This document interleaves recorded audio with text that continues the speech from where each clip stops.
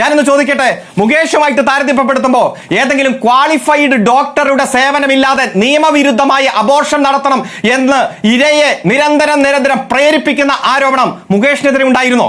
അതുപോലെ കൊല്ലാൻ എനിക്കൊരു നിമിഷം മതി എന്ന് കൃത്യമായി നിരവധി തവണ പറയുന്ന ആരോപണം ഇദ്ദേഹത്തിനെതിരെ ഉണ്ടായിരുന്നോ? കുഞ്ഞിനെ നശിപ്പിച്ചില്ലെങ്കിൽ എന്റെ രാഷ്ട്രീയ ഭാവി പോകുമെന്ന് പറഞ്ഞ് കരയുന്ന സാഹചര്യം ശ്രീ മുകേഷിനെതിരെ ഉണ്ടായിരുന്നോ? അതുപോലെ കോണ്ടം ഇല്ല, അതുകൊണ്ട് വീട്ടിലേക്ക് വരട്ടെ എന്ന് നിരന്തരം ഫോണിലൂടെ ആവശ്യപ്പെടുന്ന സാഹചര്യം അദ്ദേഹത്തിനെതിരെ ഉണ്ടായിരുന്നോ?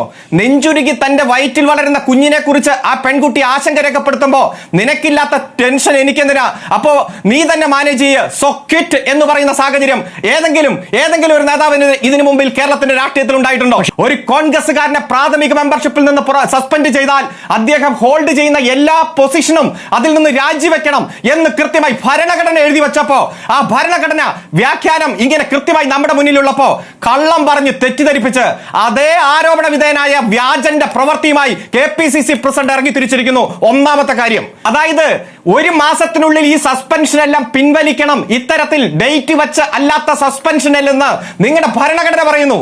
അതായത് ഇന്ന് ഓഗസ്റ്റ് മാസം 25 സെപ്റ്റംബർ മാസം 25 ഈ സസ്പെൻഷൻ ഇല്ലാതാകും വിത്തിൻ 1 മന്തിനുള്ളിൽ. ഇത് ആരെ കബളിപ്പിക്കാനാണ് മിസ്റ്റർ?